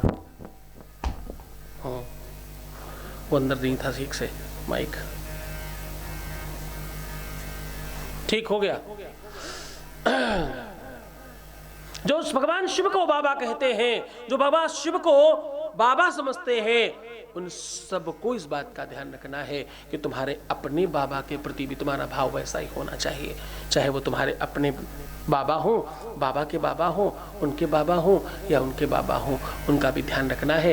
इन 15 दिनों में तुम्हें श्राद्ध और अपना तर्पण इत्यादि करना है। पूर्वजों के मोक्ष के लिए तुम्हें पूरे साधन करने हैं। पूर्वजों के मोक्ष का वो कोई साधन तुम्हें छोड़ना नहीं है। तुम्हारे पास धन है तो भी, तुम्हारे पास नहीं धन है तो भी, जैसे संसाधन है, जिस भी पद्धति से तुम कर सकते हो तुम जरूर करना। संतान अगर तुम्हारे घर में नहीं हो रही है, ध्यान से सुनना, तुम्हारे घर में संतान हो नहीं रही है, अगर तुम निसंतान हो तो भैया ये टेस्ट ट्यूब बेबी से काम नहीं चलता। रिसर्च कहता है टेस्ट ट्यूब बेबी, ये जो चल रहे हैं ना आजकल, ये जितने भी IVF और IUF और ये जितनी भी पद्धतियां हैं, इनका रिजल्ट सिर्फ और सिर्फ 7.5% है। कितना परसेंट? 7.5% है। खुले मन से कह रहा हूं ये बात। बाकी तो भैया लक्ष्मी की कृपा है सब। तुम्हारे घर की लक्ष्मी उनके घर जाने के लिखा है, इसलिए चली जाती है। IVF कराना नहीं चाहिए, मैंने नहीं कहा, लेकिन ये सब भी तुम्हारा तब फलीभूत होगा जब तुम्हारे घर में पितृदोष नहीं होगा। संतान नहीं होने का सबसे बड़ा कारण, तुम्हारा वंश आगे नहीं बढ़ने का सबसे बड़ा कारण, तुम्हारे वंश में कोई दोष है, कोई समस्या है, कोई दिक्कत है। गाड़ी आगे नहीं बढ़ रही मतलब कुछ इंजन में समस्या है, पहिया जाम है, ठीक कराओ आगे बढ़ेगी। तुम्हारा वंश आगे इसीलिए नहीं बढ़ रहा है क्योंकि तुम्हारे वंश में कोई दोष है। संतान नहीं होना, संतान अच्छी नहीं होना, संतान का सुख नहीं मिलना, चाहे न हो करके और चाहे उसके गुणों की वजह से। अगर तुम्हारी संतान तुम्हें छोड़ रही है, चाहे बहू की वजह से चाहे किसी और कारण की वजह से, तो भी इस बात का ध्यान रखना तुम्हारे घर में पितृदोष है, इसी वजह से ऐसा हो रहा है। पितृदोष समाप्त होगा तो ये संसाधन ठीक होंगे। अगर तुमने अपने पितरों के प्रति आदर सम्मान ठीक रखा है और बच्चों ने बचपन से वो बात देखी है, तो उनके जीवन में वही संस्कार पड़ेंगे। तुम अपने सास ससुर को गालियां देते रहोगे, तुम अपने सास ससुर को कुछ मानोगे नहीं, तुम्हारी बहुएं तुमको कैसे मानेंगी? जरा सोच कर देखो। तुमने बोया नहीं है, पाओगे कैसे? और अगर तुमने गलत चीज बोई है तो तुम्हें अच्छी चीज मिलेगी कैसे? बोया पेड़ बबूल का आम कहां से हुए?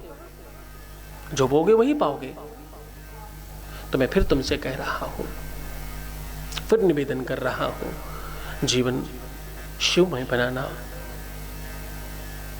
जीवन बाबामय बनाना, जीवन श्रेष्ठ बनाने की कोशिश करना। तुम शिव भक्त हो, तुमने बाबा शिव को अपने हृदय में रखा है, तुम सच्चे निष्ठावान लोग हो। तुम ये जो भी लोग कथा सुन रहे हैं ना, जिस भी माध्यम से, चाहे ऑनलाइन चाहे टीवी के माध्यम से, इस कथा का एक ही उद्देश्य है, एक ही संकल्प है, आपके जीवन में पितरों के प्रति आपका आदर बढ़ाना, आपके जीवन से पितृदोष को समाप्त करना, आपके जीवन से कुटुंब दोष और उस ऋण से मुक्त करना जिस ऋण की वजह से तुम्हें और ऋण हो रहे हैं। ये कथा कहती है जिनको बहुत कर्जा है, इनका ऋण खत्म नहीं हो रहा है, इनका कर्जा खत्म नहीं हो रहा है, जिनके डेट्स बहुत ज़्यादा हैं, उनके जीवन में पितृदोष है, इसी वजह से ऐसा हो रहा है, वरना ऐसा नहीं होता। कोई ऋण तुम्हारा भी है जिस वजह से ऐसा हो रहा है। और ऋण केवल पैसों का नहीं, ऋण केवल संपत्ति का नहीं, केवल वैभव का नहीं, केवल चीजों का नहीं, ऋण तुम्हारे रिश्तों का भी। अगर तुम्हारा कोई रिश्ता अच्छा नहीं चल रहा है तो सत्य मानना तुमने किसी जन्म में वो बोया है, इसलिए तुम काट रहे हो। ऐसा वो भी इसी का कारण है। तुम्हारा रिश्ता ठीक नहीं चल रहा है, तुम्हारे संबंध ठीक नहीं चल रहे हैं, तुम किसी को पाना चाहते हो या किसी को छोड़ देना चाहते हो या किसी के हो जाना चाहते हो, तुम्हारा घर परिवार वाहन मकान दुकान जिस भी के प्रति ये भाव आ रहा है और उसमें कोई भी बाधा है, तो समझना तुम्हारे जीवन में पितृदोष है। क्यों? क्योंकि ये दोष आपको कर्जदार बनाता है और वो कर्जा तुम्हें चुकाना पड़ता है। कितनी बार ऐसा देखा गया है, स्त्रियां कहती मेरा पति मुझे ठीक नहीं मिला, बहुत प्रताड़ित करता है। कितनी बार ऐसा देखने को मिला है, पति कहते हैं हमारी स्त्री ठीक नहीं, मेरी पत्नी ठीक नहीं, पूरे घर को ही परेशान कर रखा, भैया नरक बना रखा है जीवन। ये तुम्हारे ऊपर बड़ा दोष है, ये तुम सहज नहीं पा रहे हो। ये कष्ट ऐसे ही नहीं है, इस कष्ट के पीछे कोई दोष है जो तुम्हें भोगना पड़ रहा है। तुम्हारा कोई कर्ज है तो तुम्हें इस रूप में चुकाना पड़ रहा है। तुम्हारे कर्जों की किस्तें जा रही हैं इस रूप में। किस्तें मत दो, एक साथ कर्जा चुकाने की कोशिश करो, पितृतर्पण करो, श्राद्ध करो और तीर्थ में जाकर के पूर्वजों के नाम से सत्कर्म करो। हाँ, तुम्हारा काम नहीं चल रहा है, तुम्हारा व्यापार नहीं चल रहा है, चलती चलती चीजें रुक गई हैं, अचानक अव्यवस्था आ गई है और सब खराब होने लग गया है। क्यों?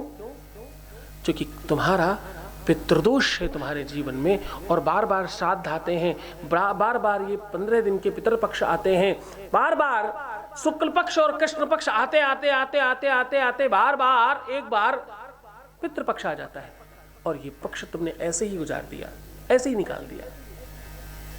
हर समय तो तुम गलत काम कर ही रहे थे, हर समय तो तुम झूठ बोल ही रहे थे, हर समय तो तुम अपने काम कर ही रहे थे, हर समय तो लोगों को तुम बना ही रहे थे। तुम भैया पितृपक्ष में ये सब मत करना, पितृपक्ष में शुद्ध रहने की कोशिश करना, विशुद्ध रहने की कोशिश करना। कोई भी मुहूर्त तुम्हारा खराब हो जाए चलेगा, पितृपक्ष खराब हो जाए तो नहीं चलेगा, क्योंकि ये जड़ की बात है, ये तुम्हारी उन्नति की बात है, ये तुम्हारी निजता की बात है, और ये तुम्हारे स्वयं की बात है। तुम कदाचित सावन में पूजन नहीं कर पाए, कदाचित तुम नवरात्रि में पूजा नहीं कर पाए, दुनिया में बहुत सारे लोग हैं वो पूजा कर लेंगे, लोग करते हैं। तुम पितर पक्षों में पूजा नहीं कर पाए तो वो भैया सिर्फ तुम्हारी इंडिविजुअल पूजा थी, तुम्हारे पूर्वजों को कोई और जल नहीं देगा। देवी मां को तो तुम्हारे जैसे लाखों लोग पूजने वाले हैं, लेकिन तुम्हारे पूर्वजों को तुम्हारे अलावा पूजने वाला कोई नहीं है। तो पितर पक्ष कभी भी जाने मत देना, पूरा प्रयत्न करना। पितर पक्षों में तुम्हारे पिताजी जो भी कर सकते हो उनको आगे बढ़ाओ, पुश करो, प्रयत्न करो, कोशिशें निरंतर जारी हों तो सिद्ध हो जाती हैं। क्योंकि जपात सिद्धिर जपात सिद्धिर जपात सिद्धिर न संशया, बार बार बार बार बार बार कोई चीज की जाए तो वो सिद्ध हो जाती है। कहो, प्रयास करो। तुम छोटे हो, तुम अभी बहुत सामान्य हो, तुमने काम बड़े बड़े कर रखे हैं, उससे बड़ा काम ये नहीं है।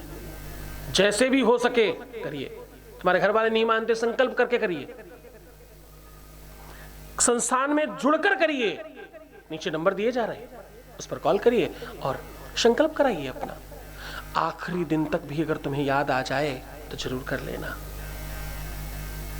नीचे नंबर दिए जा रहे हैं, नोट कर लीजिए, इस पे कॉल करिए और बोलिए कि मुझे ऐसा लगता है कि मेरे पर पितृदोष है, मुझे ऐसा प्रतीत होता है कि मेरे पर ऐसी समस्या है, क्योंकि जो लक्षण जो बातें गुरुजी ने बताई है वो सब मेरे जीवन में है, वो मुझे लग रहा है। लिखवाइए अपना नाम और प्रयत्न कीजिए, प्रयास कीजिए कि आप इससे मुक्त हो जाए। जीवन हल्का रखिए, कितनी चीजें सर पर लेकर चलोगे। तुम्हें मालूम है, जब बहुत ज्यादा बोझा हो जाए तो लोग सर पर नहीं पीठ पर रखते हैं। कहाँ रखते हैं? अतिशय बोझा हो तो थोड़ा बहुत तो रख लेते हैं, ज्यादा बढ़ा नहीं कि तो आदमी झुक जाता और पीठ पर रखता है। और आपको पीठ पर रखने का मतलब पता है? अपने पूर्वजों पर रख देता है। पीठ का मतलब फिर वही बात, तुम्हारा न्यूरो, तुम्हारा वो ब्रोन मेरो, तुम्हारा वो तत्व तुमने उसके ऊपर जा डाल दिया, और वो अगर ठीक है तो लेकर चलेंगे, ठीक नहीं है तो गिरा देंगे। तो भैया उन्हें ठीक रखना, उनके प्रति आदर सम्मान बनाए रखना, पूर्वजों के प्रति खूब प्रेम करना, पूर्वजों के नाम से मंदिर बनाना, धर्मशाला बनाना, मंदिर बनाना और देवस्थान बनाना, धर्मशालाएं बनाना, लोगों को रुकने की व्यवस्थाएं करना, भाई अस्पताल बनाना, बच्चों का स्कूल बनाना, ये सब बड़ा अच्छा काम है, इसमें कोई बुराई नहीं, बिल्कुल अच्छी बात है, खूब करना चाहिए। इससे तुम्हारे पूर्वज प्रसन्न होते हैं, इससे वो और आशीर्वाद देते हैं। आपके संस्थान में शिवनगर बनाया जा रहा है, जिसमें तुम अपने लिए रहने की व्यवस्था कर सकते हो, मकान ले सकते हो, शिव में जीवन व्यतीत करने वाले माहौल में रह सकते हो, अपने पूर्वजों के नाम पे कुछ बनवा सकते हो। वहाँ जो लोग आएंगे, जो रहेंगे, वो सब तुम्हारे पूर्वजों का नाम लेंगे। तो कदाचित कल को तुम्हारे परिवार में, कुटुंब में कोई नहीं भी पानी देने वाला होगा, तो जो लोग वहाँ रह रहे होंगे वो सब उसका नाम लेंगे किसी न किसी माध्यम से। वहाँ सत्कर्म जो होगा उनको मिलेगा। जीवन में जो भी अवसर मिले, जीवन में जो भी तुम्हें साधन मिले, जीवन में जो भी तुम्हारे पास माध्यम मिल जाए श्रेष्ठ काम करने का, चूकना मत, रह मत जाना। जय शिव शंभो, जय शिव शंभो, जय शिव शंभो, जय शिव शंभो, जय शिव शंभो। राजस्थान की पावन धरा जयपुर में बाबा शिव की महिमा और दिव्य दरबार शक्तियों का आह्वान हो रहा है। जब तुमने उसे पहली बार चाहा था तो मैं नहीं था, तुम बीच में आए और उसके बावजूद मैं कह रहा हूँ कि मैं तुम्हें दूंगा। तुम्हारे विश्वास पर मुझे आप दिनांक 27, 28 और 29 सितंबर को सादर आमंत्रित हैं। स्थान है दीप स्मृति ऑडिटोरियम, शिप्रा पथ, मानसरोवर, जयपुर, राजस्थान। संपर्क करें। नंबर है 9936601255, 9936601255। श्री सद्गुरुनाथ जी महाराज के प्रकल्पों में सबसे महत्वपूर्ण है आध्यात्मिक शिव नगरी की स्थापना एवं बाबा शिव की महिमा कथा एवं गौ सेवा, वृद्धा आश्रम, शिशु बाल विकास, अन्न क्षेत्र, भोजन वितरण, गरीब कन्याओं का विवाह, निर्धनों को रोजगार की व्यवस्था के साथ साथ हॉस्पिटल, योग्य क्षेत्र, आयुर्वेद धाम, ध्यान भवन, सत्संग भवन, सेवा धाम, विश्रामालय, वेद विद्यालय एवं संग्रहालय, अनुसंधान भवन, रिसर्च सेंटर, ग्रंथालय और 27 नक्षत्रों के वृक्ष, भव्य प्रेमेश्वर महादेव की प्रतिमा, शिव परिवार मंदिर का भी निर्माण किया गया है। आपका संस्थान पूर्ण प्राकृतिक वातावरण, हरियाली और शांत प्रदायक क्षेत्र में स्थित है। यहाँ हजारों लोगों को भगवान शिव की भक्ति से जोड़ने के साथ साथ सतमार्ग पर चलना भी सिखाया जाता है। यहाँ वेद, वेदांग, पुराण, शास्त्र, ज्योतिष, आयुर्वेद इत्यादि पर रिसर्च के साथ साथ शिक्षा का भी प्रबंध है। यहाँ रहने का अनुभव वैसा ही है जैसे शिव भक्त रहना चाहते हैं। आप इन प्रकल्पों से जुड़ने के लिए, दान के लिए संपर्क करें 9936601255। अधिक जानकारी के लिए 8447832114। अच्छे कर्म करना, सत्कर्म करना, ये वेद पुराण सिखा रहा है। सत्कर्म करोगे तब बदलोगे, सत्कर्म करोगे तब बदलोगे,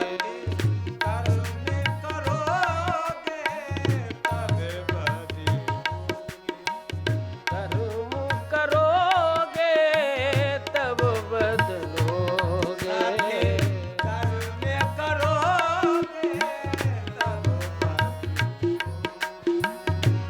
पाप तुम्हें तो मिट रहा है, पाप तुम्हें तो मिट रहा है, पाप तुम्हें तो मिट रहा है,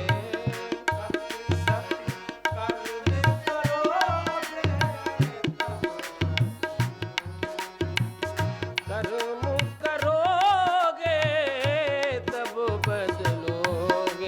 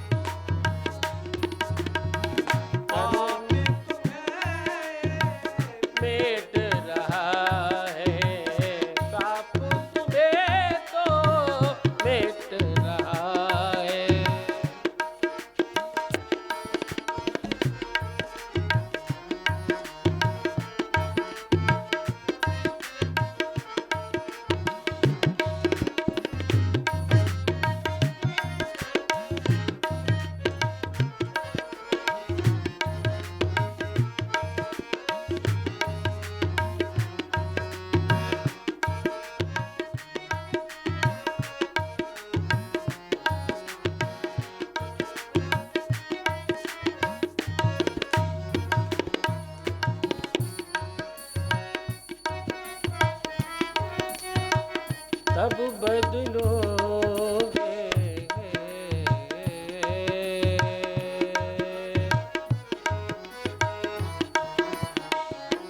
सत्कर्म करोगे तब बदलोगे।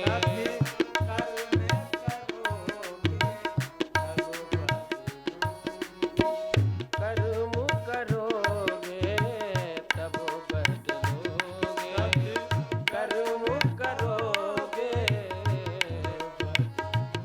सत्कर्म करोगे तब बदलोगे। पापी तुम्हें मेट रहा है। सत्कर्म करोगे तब बदलोगे। कर्म करोगे कर्म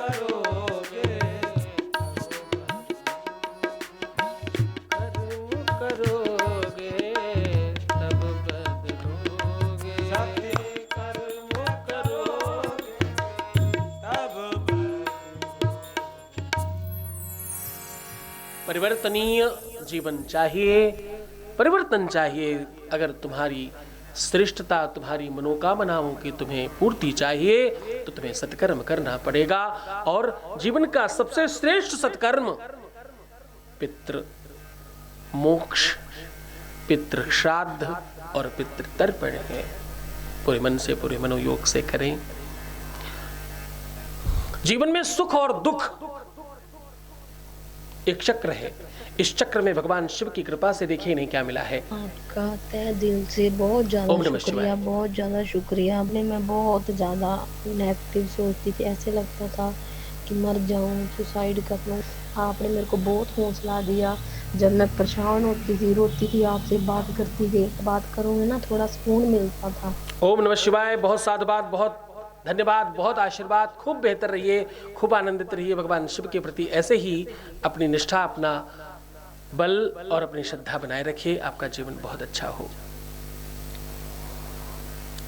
इस मार्ग में चलते चलते बहुतों को बहुत कुछ मिल रहा है। जरा सुनिए इनको क्या मिला। आपको कोटि कोटि ओम नमः प्रणाम शिवाय। गुरुजी, आपको कोटि कोटि प्रणाम। आपने हमें जो दिया है उसके लिए बहुत बहुत धन्यवाद गुरुजी। यकीन नहीं होता कि मैं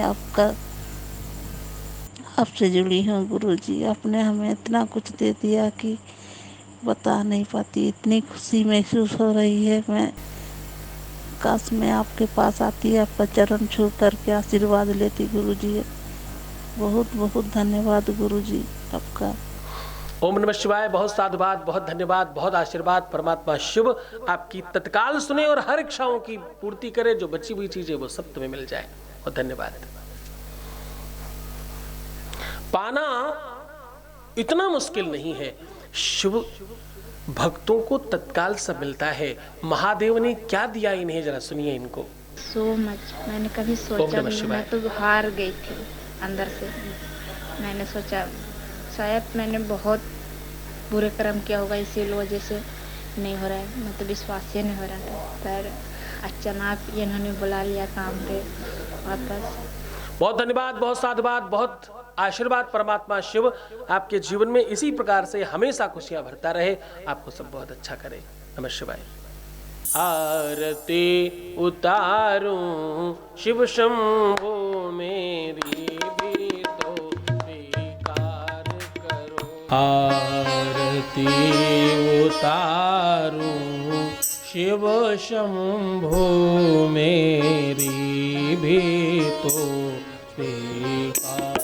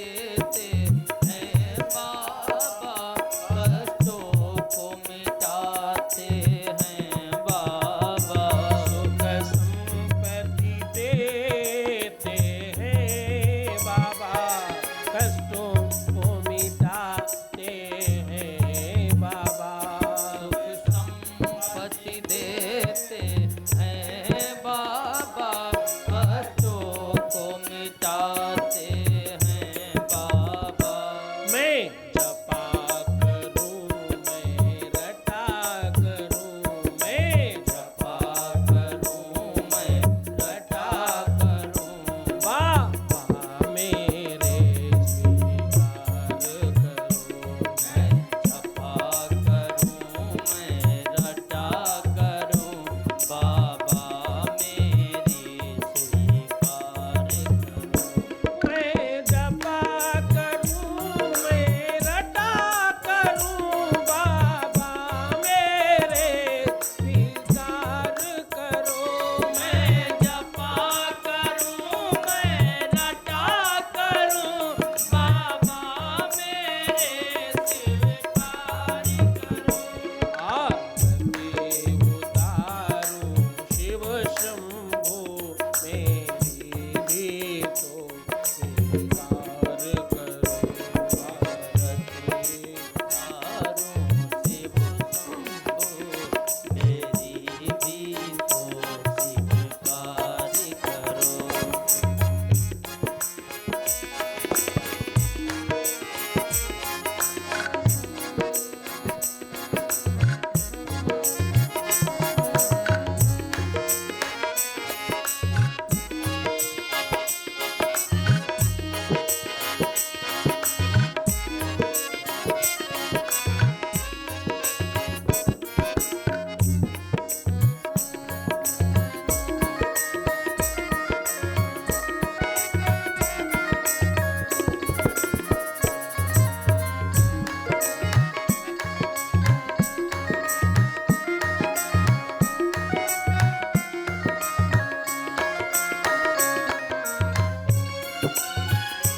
अभिलाषा मेरी समझो ना, समझा दो मेरे इस मन को। अभिलाषा मेरी समझो ना, समझा दो मेरे इस मन को। अभिलाषा मेरी समझो ना, समझा दो मेरे इस मन को। अभिलाषा मेरी समझो ना, समझा दो मेरे इस मन को। मैं भटक रहा हूँ इधर उधर, मैं भटक रहा हूँ इधर उधर।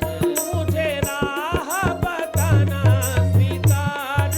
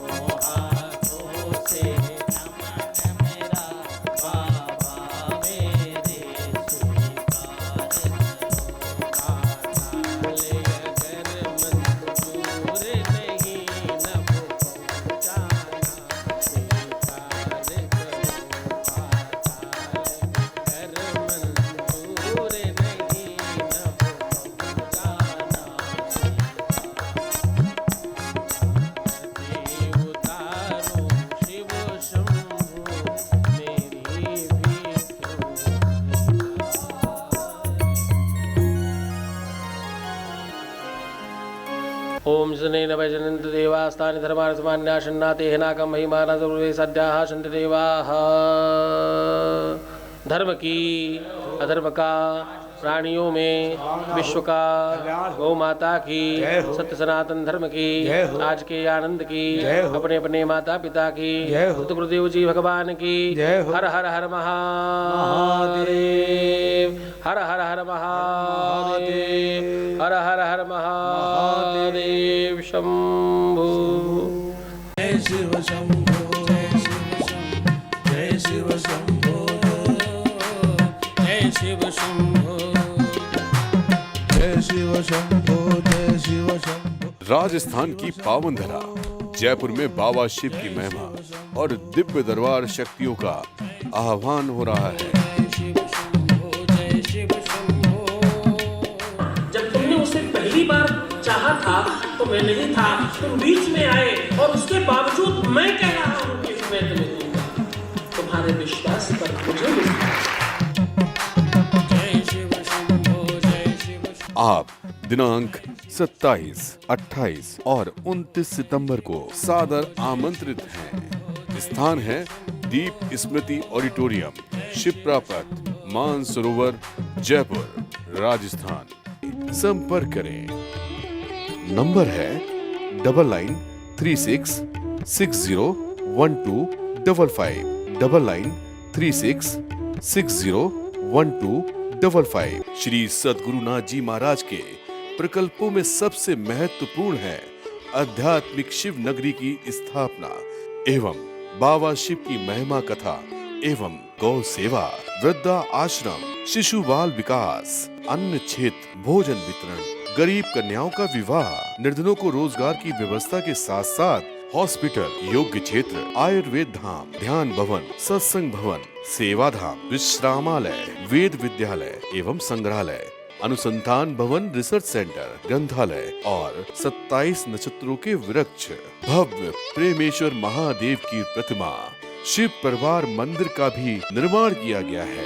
आपका संस्थान पूर्ण प्राकृतिक वातावरण, हरियाली और शांत प्रदायक क्षेत्र में स्थित है। यहाँ हजारों लोगों को भगवान शिव की भक्ति से जोड़ने के साथ साथ सतमार्ग पर चलना भी सिखाया जाता है। यहाँ वेद, वेदांग, पुराण, शास्त्र, ज्योतिष, आयुर्वेद इत्यादि पर रिसर्च के साथ साथ शिक्षा का भी प्रबंध है। यहाँ रहने का अनुभव वैसा ही है जैसे शिव भक्त रहना चाहते हैं। आप इन प्रकल्पों से जुड़ने के लिए, दान के लिए संपर्क करें 9936601255। अधिक जानकारी के लिए 8447832114।